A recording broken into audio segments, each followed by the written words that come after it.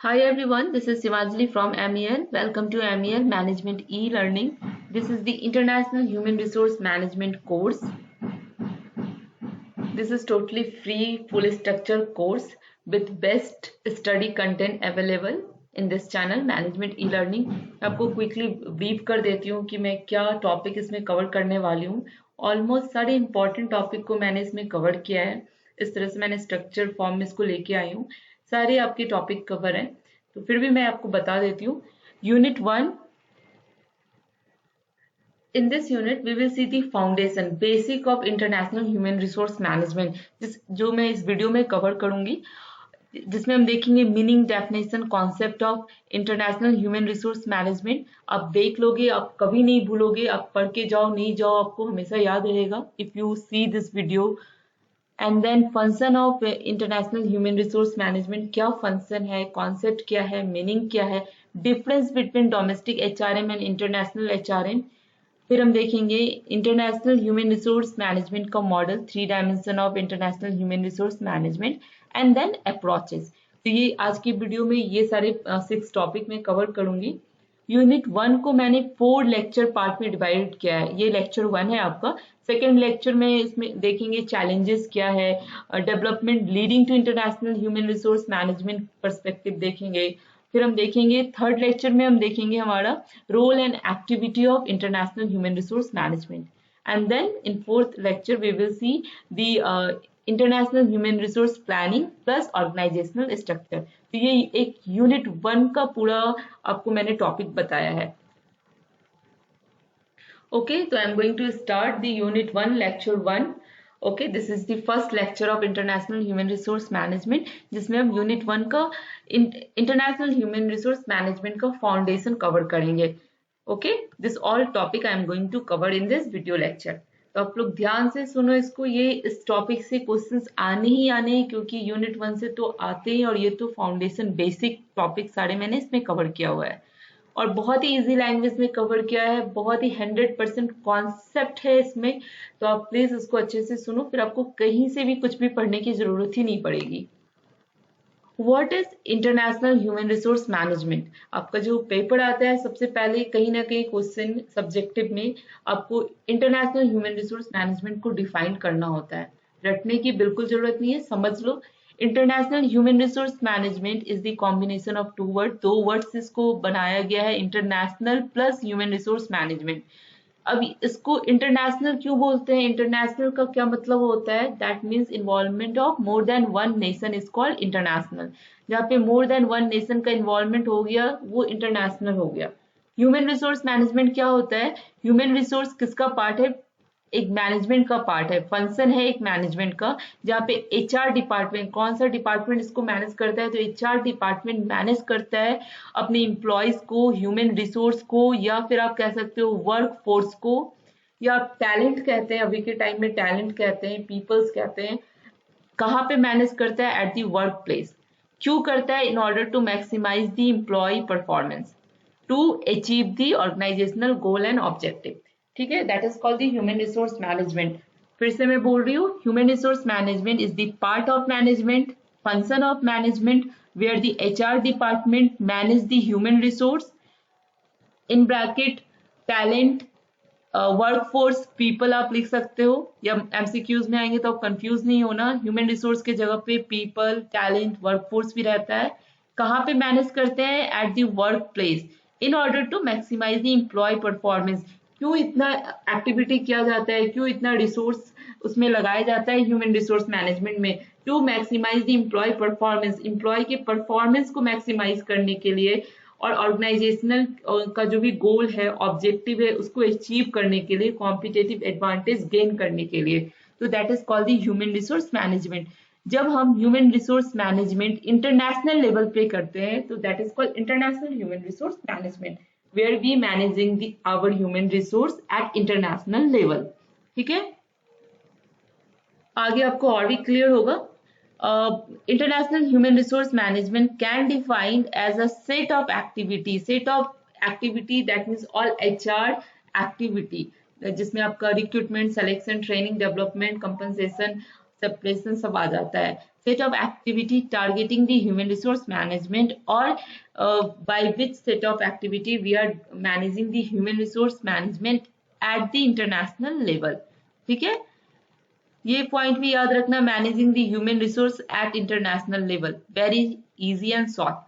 We are what HR department is doing, or what multinational company is doing. Multinational company is managing their human resource at international level, is called the international human resource management. ठीक है, international human resource management is the set of activity aimed to managing the organizational human resource at international level in order to achieve the organizational objective and competitive advantage. Okay, क्या है इसमें, यहाँ पे हम क्या करते हैं, इंटरनेशनल ह्यूमन रिसोर्स को कैसे डिफाइन करेंगे, it is the set of activity और it is the set of HR activity. क्या एम है उस सारे एक्टिविटी का, aim to manage the organizational human resource at the international level, क्यों, to achieve the organisational objective and competitive advantage. So this is called the international human resource management, where we manage the human resource at international level. Okay, इस point को भी समझ लो, same ही है जो मैंने बताया है. International human resource management refer the human resource management concept. जो इंटरनेशनल ह्यूमन रिसोर्स मैनेजमेंट है वो जो बेस होता है ह्यूमन रिसोर्स मैनेजमेंट के कॉन्सेप्ट और टेक्निक का, उसको ही रिफर करता है वो. Where the employee used to manage the HR challenges of their international operation. ठीक है, ये यहाँ पे HR इंटरनेशनल ऑपरेशन क्या हो गया, एक्वायरिंग ऑफ ह्यूमन रिसोर्स, जहाँ पे हम एक्वायर करते हैं, ट्रेन करते हैं, अप्रेजिंग करते हैं, कंपनसेटिंग करते हैं, देन हम लेबर रिलेशन देखते हैं, उनके हेल्थ, सेफ्टी, फेयरनेस कंसर्न को देखते हैं. So this all HR international operation is called the international human resource management. Now we will see the difference between domestic HRM and international human resource management. Domestic HRM क्या है और international human resource management क्या है वो देखेंगे. Domestic HRM में क्या होता है, सपोज इंडिया की कोई कंपनी है, ठीक है, ये इंडिया की कोई कंपनी है जिसका बहुत सारा ब्रांच इंडिया के ही अंदर है, with in this nation. Okay, उसका बहुत सारा ब्रांचेस है but with in this nation.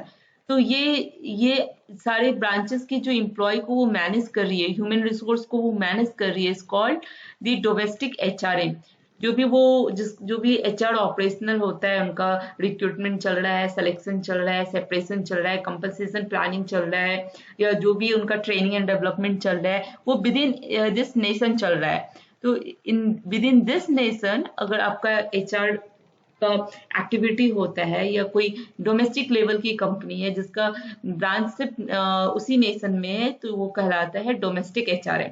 अब इंटरनेशनल एचआरएम क्या हो गया, सपोज ये कंपनी अब मल्टीनेशनल कंपनी हो गई, इसका सारा ब्रांच जो है सारे नेशन में ऑलमोस्ट ओपन हो गया, यूएस में हो गया, पाकिस्तान में हो गया, ब्राजील में हो गया, ऑस्ट्रेलिया में हो गया, चाइना में हो गया. तो ये क्या हो गई, मल्टीनेशनल, कनाडा में हो गया. तो ये क्या हो गई, ये मल्टीनेशनल कंपनी हो गई. तो अब ये क्या कर रही है, ये अपने जो एम्प्लॉय है वो इंटरनेशनल लेवल पे उसको मैनेज कर रही है, क्योंकि इस कंपनी के एम्प्लॉय कनाडा में भी काम कर रहे हैं, चाइना में भी काम कर रहे हैं, ऑस्ट्रेलिया में भी कर रहे हैं, ब्राजील में भी कर रहे हैं, यूएस में भी कर रहे हैं और पाकिस्तान में भी कर रहे हैं. तो सब जगह कर रहे हैं. तो सारे एम्प्लॉय को मैनेज करना एट इंटरनेशनल लेवल कैसे मैनेज होता है, आपका जो इंटरनेशनल एचआर ऑपरेशन है उसके थ्रू होता है, जो कहलाता है आपका एचआर एक्टिविटी. एक्टिविटी समझ में आता है ना, वो compensation, recruitment, selection, training, development, this all HR activity. तो उस सारे एक्टिविटी को इंटरनेशनल लेवल पे करना is called international human resource management. Okay, I think clear हो गया होगा. नहीं तो मैंने इसका एक शॉर्ट्स भी डाला हुआ है, वो आप जाके देख सकते हो, उससे भी क्लियर हो जाएगा. ठीक है, now function of international HRM. International HRM का फंक्शन क्या है, सेम फंक्शन है जो एचआरएम का है, जिसमें हम इंटरनेशनल लेवल पे 3-4 फंक्शन और ऐड करते हैं. ठीक है, आपका ह्यूमन रिसोर्स प्लानिंग हो गया, रिक्रूटमेंट एंड सिलेक्शन हो गया, ट्रेनिंग एंड डेवलपमेंट हो गया, परफॉर्मेंस मैनेजमेंट हो गया, रेम्यूनरेशन हो गया, फिर एक आपका हो जाता है repatriation, that means returning to the country of origin. मान लो आप इंडिया की एम्प्लॉई दूसरी कंट्री में गई और फिर जब वो रिटर्न होके आती है तो वो सारा मैनेज करना is called repatriation. then employee relation, then expatriate management. So this all come under the function of international HRM, जो हमें सेकेंड यूनिट में डिटेल में पढ़ना है। ओके और ये सारा जो एक्टिविटी है, सेट ऑफ एक्टिविटी है, ये क्यों काम करती है? ये काम करती है to achieve the organisational objective, organisational effectiveness को इम्प्रूव करने के लिए। ठीक है, तो international HRM compromise of typical HRM functions such as the recruitment, selection, training and development, performance appraisal, dismissal done at the international level, and additional exercise such as the global skill management and expatriate management. Okay, next topic is difference between HRM, domestic HRM and international HRM. Domestic HRM is done at national level. Domestic HRM जो होता है वो national level पे किया जाता है। Here the employees are working within one national industry. जो employ होते हैं वो विद इन वन नेशन में जो काम करते हैं उस इंडस्ट्री के, इज कॉल्ड डोमेस्टिक HRM। और international human resource management done at the international level. Here the employees are working from the different countries. यहाँ पे डिफरेंट कंट्री से एम्प्लॉय आके काम करते हैं उस कंपनी के लिए, is called the international HRM। Domestic HRM is the process of procuring, allocating, effectively utilizing the human resource in local level or in national level, we can say. Or in international human resource management, work internationally or beyond the national boundaries. ठीक है, third point is the domestic HRM concerned with managing the limited number of HRM activity. Yes, international HRM में आपका extended HR activity होता है। यहाँ पे आपका basic domestic level HRM में बेसिक HR एक्टिविटी होता है। एक्सटेंडेड HR एक्टिविटी क्या है इंटरनेशनल लेवल का? With managing the additional activity such as the expatriate management.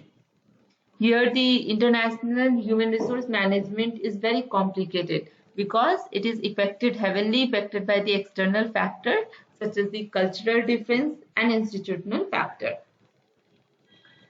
Okay, more risk involved in international human resource management, ये आपका इधर आएगा, और less risk involved in आपका domestic HRM।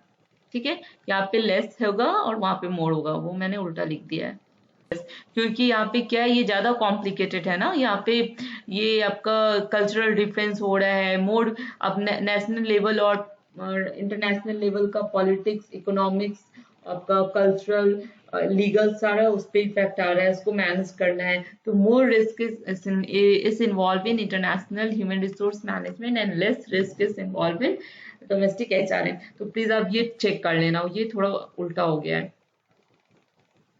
Then 3 dimension of international human resource management.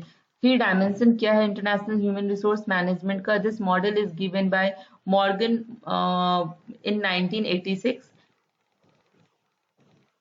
जहाँ पे उन्होंने 3 part में इसको डिवाइडेड किया गया है, 3 डायमेंशन दिया गया है। First dimension is called divided on the human resource activity. तो ब्रॉडली जो भी ह्यूमन रिसोर्स एक्टिविटी है उसको 3 ब्रॉडली पार्ट में डिवाइडेड किया गया, प्रोक्योरमेंट, एलोकेशन एंड यूटिलाइजेशन। ठीक है, ये हम लोग थर्ड यूनिट में, सेकेंड और थर्ड यूनिट में डिटेल में पढ़ेंगे कि प्रोक्योरमेंट में क्या करते हैं, कैसे ट्रेनिंग करते हैं, कैसे ऑनबोर्डिंग करते हैं, सिलेक्शन कैसे होता है, देन एलोकेशन कैसे करना है, और फिर हम उसको कैसे यूटिलाइज करेंगे, ह्यूमन रिसोर्स के परफॉर्मेंस को मैक्सिमम यूटिलाइज कैसे करेंगे। ठीक है, then third dimension, second dimension is the आपका कंट्री, कैटेगरी ऑफ कंट्री। ठीक है, कैटेगरी ऑफ कंट्री को भी 3 पार्ट में डिवाइडेड किया गया है, host country, home country and other country. Host country जहाँ पे पहले होम कंट्री देखते हैं। होम कंट्री जहाँ पे हेडक्वार्टर होता है किसी भी कंपनी का, ओरिजिन होता है, that is called the home country. और होस्ट कंट्री क्या होता है कि आप सपोज इंडिया की कोई कंपनी है जिसका हेडक्वार्टर इंडिया में है, पर वो बिजनेस इंटरनेशनल लेवल पे कर रही है, उसका ब्रांच उसने पाकिस्तान में भी ओपन किया है, आप उस यूएस में भी ओपन किया है, चाइना में भी ओपन किया है, तो ये यूएस, चाइना, पाकिस्तान का जो ब्रांचेस है वो कहलाएगा होस्ट कंट्री। ठीक है, उसने होस्ट कंट्री जहाँ पे वो इंटरनेशनल बिजनेस कर रही है। फिर थर्ड डायमेंशन है एम्प्लॉय, टाइप्स ऑफ एम्प्लॉय, किस टाइप के एम्प्लॉय काम करते हैं इंटरनेशनल लेवल पे। तो एक आपका है host country nation, parent country nation, और एक थर्ड कंट्री नेशन। ये मैं बताऊंगी आपको, ये जानना बहुत ही इंपॉर्टेंट है। अगर आप एमसीक्यू यूजीसी नेट का एग्जाम दे रहे हो तो एमसीक्यूज में ये आते हैं क्वेश्चन। होस्ट कंट्री नेशन क्या होता है? होस्ट कंट्री नेशन के एम्प्लॉय मतलब आप सपोज इंडिया का ब्रांच है आपका चाइना में, तो वहां के का जो सब्सिडरी हुआ या जो ब्रांच हुआ, वहां पे जो हेड एम्प्लॉय होगा वो चाइना का ही होगा। That means host country nation. वहां पे जो भी होस्ट कंट्री है जहाँ पे उसका ब्रांच है, तो वहां के एम्प्लॉय को वो हायर कर रहा है हायर पोस्ट पे, दैट इज कॉल्ड HCN। ठीक है। पेरेंट कंट्री नेशन में क्या होता है कि सपोज इंडिया का कंपनी चाइना में है, बट जो हेड पोजीशन पे होगा वो इंडिया का ही एम्प्लॉय होगा, that is parent company country nation. और थर्ड कंट्री नेशन में क्या होता है कि वो कोई कहीं का भी कोई भी एम्प्लॉय हायर पोजीशन पे हो सकता है, वो बस इफिशियंसी और कैपेबिलिटी देखते हैं। तो भी अब मैं डायग्राम के थ्रू इसको थोड़ा इजी हो जाएगा एक्सप्लेन करना। ठीक है, तो ये आपका 3 डायमेंशनल मॉडल है इंटरनेशनल ह्यूमन रिसोर्स का, जिसको types of employ, types of country और ह्यूमन रिसोर्स एक्टिविटी में डिवाइडेड किया गया है। ओके, अब ये अप्रोचेस में हम आपको डिटेल में और बताएंगे तो आपको समझ में आएगा। 4 टाइप का अप्रोच है इंटरनेशनल ह्यूमन रिसोर्स मैनेजमेंट का। 4 टाइप अप्रोच यहाँ पे हम बात करेंगे। फर्स्ट अप्रोच है आपका यहाँ अप्रोच, दैट मीन्स इसको हम ओरिएंटेशन भी कह सकते हैं, क्या इसको अप्रोचेस भी कह सकते हैं, इसको हम EPRG मॉडल भी बोलते हैं। ठीक है, तो यहाँ पे मैंने लिखा हुआ है EPRG, ये सबका शॉर्ट फॉर्म है। E that means ethnocentric approach, P that means polycentric approach, R that means regiocentric approach, and G that means geocentric approach. ठीक है, तो यहाँ पे इथनोसेंट्रिक अप्रोच क्या होता है, जहाँ पे कंपनी का all decision policy based on home country होता है, that is called ethnocentric approach. For example ये देखो, ये कोई कंपनी है, मैं इसको इंडिया की बेस पे बता रही हूँ। इंडिया की कोई कंपनी है जिसका हेडक्वार्टर दिल्ली में है सपोज। ठीक है, अब ये क्या कहलाएगी, इंडिया क्या कहलाएगी, होम कंट्री कहलाएगी। क्यों? क्योंकि ये इंडियन कंपनी है और उसका हेडक्वार्टर इंडिया में है, बट इसका जो बिजनेस है वो आपका यूएस में भी हो रहा है, आपका चाइना में भी हो रहा है, आपका ये सपोज आपका ऑस्ट्रेलिया है और ये कनाडा है। ठीक है, तो ये 4 कंट्री में इंटरनेशनल बिजनेस कर रही है। अब ये सारी कंट्री को हम क्या कहेंगे, होस्ट कंट्री कहेंगे, जहाँ पे उसका ब्रांचेस है, जहाँ पे वो उसका सब्सिडरी है। ठीक है, बट इथनोसेंट्रिक अप्रोच में क्या होता है, इथनोसेंट्रिक अप्रोच में ये इंडिया का ही आदमी, इंडिया का ही टॉप लेवल पे जो होस्ट कंट्री को मैनेज करेगा, ये सारे कंपनी को मैनेज करेगा, वो कहाँ का एम्प्लॉय होगा, इंडिया का एम्प्लॉय होगा एट दी टॉप लेवल। जो मैनेजर पोजीशन पे जो एम्प्लॉय होगा वो होस्ट कंट्री का नहीं होगा, इंडिया का होगा। That approach is called ethnocentric approach. ठीक है, here expatriate from the parent company hold the managerial position in the subsidiary. These are called subsidiaries. जो होस्ट कंट्री में जो ब्रांच होता है उसको सब्सिडरीज कहते हैं, जिसका जो हायर पोजीशन है उसको कौन मैनेज करेगा, तो वो करेगा पेरेंट कंपनी का एम्प्लॉय, जिसको हम एक्सपेट्रिएट बोलते हैं। ठीक है, यहाँ पे ethnocentric strategic decision are made at headquarter, limited subsidiary autonomous, key position in domestic and foreign operation are held by the headquarter personnel. और यहाँ पे पेरेंट कंट्री नेशन मैनेज करता है। यहाँ ये सब क्या है, इसको हम लोग PCN कहते हैं, पेरेंट कंट्री नेशन, जो हमने अभी पढ़ा था 3 डायमेंशन में, आपने जो देखा था। ठीक है, यहाँ पे एम्प्लॉय हो गए PCN, और ये क्या हो गया, इथनोसेंट्रिक अप्रोच हो गया। नेक्स्ट अप्रोच है आपका पॉलीसेंट्रिक अप्रोच। ठीक है, पॉलीसेंट्रिक अप्रोच में क्या होता है, फॉर एग्जांपल सेम ये इंडिया की कोई कंपनी है, इसका अगेन ब्रांच अलग अलग नेशन में है। ठीक है, ये मान लो यूएस है, ये आपका पाकिस्तान मान लो इसको, हमारा नेबर कंट्री। देन आप इसको एक और क्या मानोगे, ऑस्ट्रेलिया मान लो।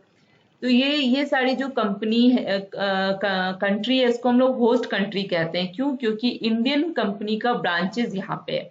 ठीक है, बट इसका जो मैनेजर पोजीशन है, जो हाई लेवल पे जो एम्प्लॉय होस्ट कंट्री में काम करेगा, वो होस्ट कंट्री का ही एम्प्लॉय होगा। ये यूएस की मैनेजर ही यहाँ पे काम करेगी, यहाँ पे आपका ये पाकिस्तान का ही एम्प्लॉय यहाँ पे हेड होगा, और यहाँ पे आपका ऑस्ट्रेलिया का ही एम्प्लॉय यहाँ पे हेड होगा। तो ये क्या हो गया आपका होस्ट कंट्री नेशन हो गया ये।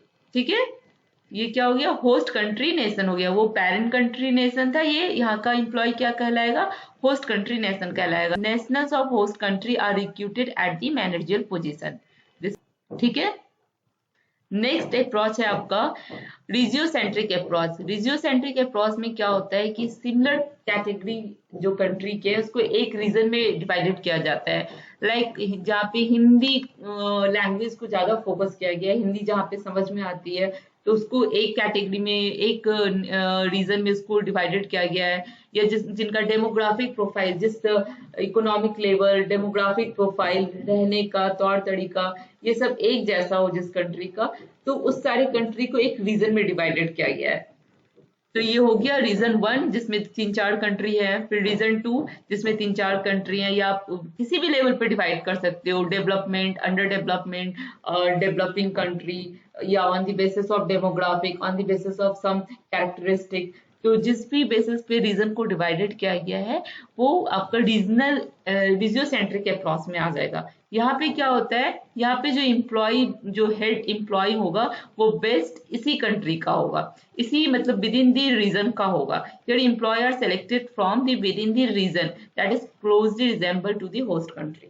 ठीक है, तो यहाँ पे जो भी डिजर्व करता है टॉप लेवल पे, वो किसी इंडिया का भी हो सकता है, पाकिस्तान का भी हो सकता है आपका, और भी जो भी सेम कैटेगरी के, मलेशिया, ये सब, तो उनका भी हो सकता है। अगर आप यूएस, ऑस्ट्रेलिया को एक में ये कर रहे हो, सारे डेवलप्ड कंट्री को एक कैटेगरी में कर रहे हो, तो वहां का एम्प्लॉय में भी कोई भी हायर लेवल उस विद इन दैट रीजन कोई भी हो सकता है। तो दैट इज कॉल्ड रिजियोसेंट्रिक।